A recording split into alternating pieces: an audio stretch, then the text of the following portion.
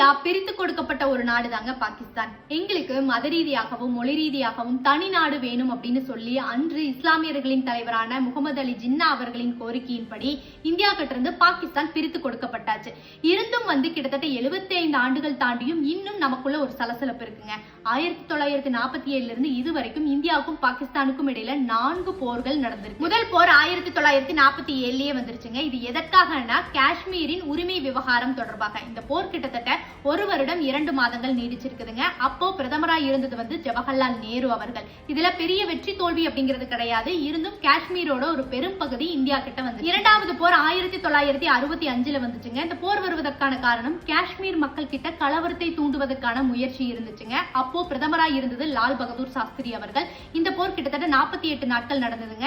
இது பெரிய வெற்றி தோல்வி அப்படிங்கிறது இல்லைனாலும் அவர்களுடைய அந்த திட்டம் அப்படிங்கிறது முறியடிக்கப்பட்டுச்சுங்க. மூன்றாவது போர் 1971 இந்திரா காந்தி அவர்கள் பிரதமராக இருக்கும் பொழுது வெறும் 13 நாட்களே நடத்தப்பட்ட இந்த போர் வரலாற்றுல மிக முக்கியமான ஒண்ணுங்க. பாகிஸ்தான் அப்படிங்கிறது கிழக்கு பாகிஸ்தான், மேற்கு பாகிஸ்தான் அப்படின்னு இருந்துச்சு. கிழக்கு பாகிஸ்தான்ல இருக்கிற மக்கள் பேசக்கூடிய அந்த மொழிகளும் அவர்களுடைய கருத்துக்களும் மேற்கு பாகிஸ்தானை விட வேறுபட்டு இருந்துச்சு. மேற்கு பாகிஸ்தான் ராணுவம் கிழக்கு பாகிஸ்தானை தாக்க ஆரம்பிச்சுட்டாங்க. அங்க இருக்கிற மக்கள் அகதிகளாக இந்தியாக்குள்ள வர ஆரம்பிச்சுட்டாங்க. அப்ப ஒரு பதற்ற சூழ்நிலை இருந்துச்சுங்க. அப்ப இந்தியாவும் இந்திய ராணுவம் கிழக்கு பாகிஸ்தானுக்கு சப்போர்ட்டிவா உள்ள இறங்குறாங்க. அதுல வெற்றி இந்தியாவுக்கு கிடைச்சிருச்சுங்க. அதன் மூலமா தான் கிழக்கு பாகிஸ்தான் இன்றைய பங்களாதேஷா இருக்குதுங்க. இந்திய வீரர்களுடைய அந்த வீரத்தை உலக நாடுகளே பாராட்டுச்சுங்க. கிட்டத்தட்ட பாகிஸ்தான்ல 93,000 வீரர்கள் இந்தியா கிட்ட சரணடைஞ்சாங்க. இந்தியாவுக்கு அது மிகப்பெரிய ஒரு வெற்றிங்க.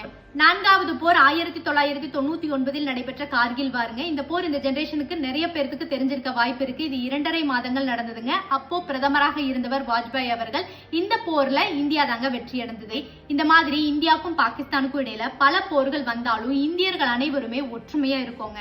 இப்ப பகல்காம்ல நடந்த இந்த பிரச்சனைக்கு அனைத்து கட்சிகளுமே இந்திய அரசாங்கமும் பிரைம் மினிஸ்டர் நரேந்திர மோடி அவர்களும் என்ன முடிவு எடுத்தாலும் நாங்க எல்லாருமே கூட இருப்போம் அப்படின்னு சொல்லியிருந்தாங்க. தீவிரவாதத்திற்கும் தீவிரவாதிகளுக்கும் இந்தியால இருக்கிற ஒவ்வொரு குடிமக்களும் எதிரிகள் தாங்க. ஒற்றுமையாக இருப்போம். ஜெய்ஹிந்த்.